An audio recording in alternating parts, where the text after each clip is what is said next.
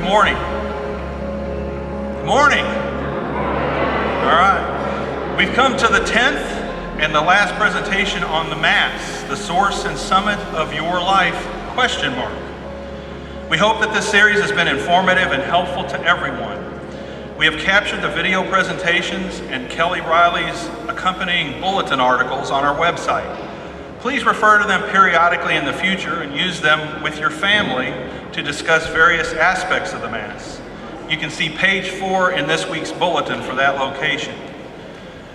This series will have only been successful if we see real and lasting changes in the way we worship as a result of what you have received from this series.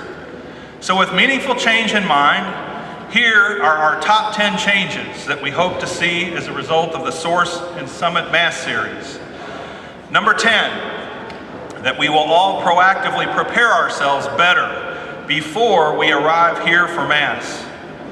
If we recall that Jesus has given everything for us, it can help us mentally prepare ourselves ahead of time so that we're ready to receive what God wishes to give us at each Mass. Number 9, that we will all arrive early at Mass. We all know the typical challenges that our family faces in order to get here before Mass begins. We just need to plan ahead. And if we do, we'll begin to build a habit of early arrival for Mass.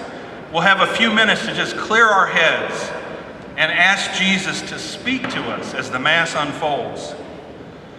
Number 8, that people coming to worship will see joy in our families out to greet and welcome them. We have about 50 families who have signed up for one or more monthly Masses as part of our hospitality ministry family style.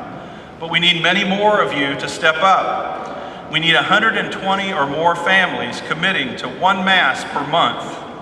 You can see page 15 of the bulletin. And don't wait another week to sign your family up. Don't assume that some other family is going to step up and do it. Let your family be part of the welcoming face of Christ for all those who come to worship with us. Number 7, that we will all participate fully, actively, and consciously in all parts of the Mass. Never again can we look at the Mass as a spectator sport, just coming here to be entertained or to check off the obligation box as we sit back and watch everything happen. From the beginning of Mass to the end, we need to participate in our worship with every fiber of our being as we participate with our celebrant in a dialogue of love between us and the God who gave us everything. Number 6, that everyone will now sing all the sung prayers and responses with joyful hearts. We just need to get past all those lame excuses about why we don't sing at Mass. We need to get past those and give God the praise that He is due. But if for some reason you just simply can't get yourself past that, then at least open your songbooks and pray along with the assembly. We don't sit out the prayers of Mass, and that includes the ones that are sung. Number 5, that we will all participate in at least one of the liturgical ministries. It takes many people working together to plan and then carry out these liturgies that are beautiful expressions of our living relationship with our God. So find a way to be a part of that team needed to make our Masses full of joy. Number 4, that we will all be more aware that Mass unites us to the mystical body of Christ. The Mass connects us organically to the universal church. That's the church alive in heaven, the church being purified in purgatory, and with all our brothers and sisters alive and on their journey of faith around the world. We can go through our day, every day of the week, we can just take great comfort knowing that at every moment, somewhere in the world, the Mass is being celebrated in hundreds, if perhaps thousands of places. Christ is being worshiped in a glorious way, and we are united with those who are worshiping at that very moment. And we're also united with our church and with our God anytime we find our way to the Perpetual Adoration Chapel. to just be with Jesus and to worship him in the Blessed Sacrament. Number 3, that we will stay after communion and be sent forth with hearts on fire for mission. After communion, the only place we should be is on our knees and in our pews, communing with the God who just gave us the most precious gift he could possibly give us, his body and his blood. At the end of Mass, we're sent. We're literally sent out of these doors and into the mission fields by the priest or deacon, following the prayer after communion and the final blessing. So let's remain after communion and be sent together, sent to bring the good news of Jesus Christ into the lives of those that God puts into our lives.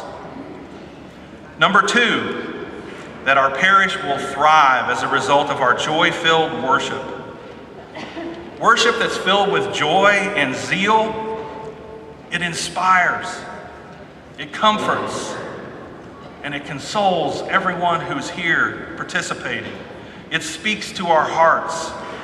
And our hope is that as we worship together with everything we have, that our parish will flourish as a result. And the number 1 change we hope to see as a result of the Source and Summit Mass series, that Mass being the source and the summit of the Christian life, will cease being a slogan and become a truth that we experience every day of our week. That we will experience Mass as the source of God's unconditional love and mercy, the source of God's grace that inspires and empowers us to be Jesus' disciples in the world. And Mass is the summit, the destination that we anticipate throughout our week, every day, the event we hunger for, the event we thirst for, the event where we will encounter our God in the most profound way possible on this side of eternity.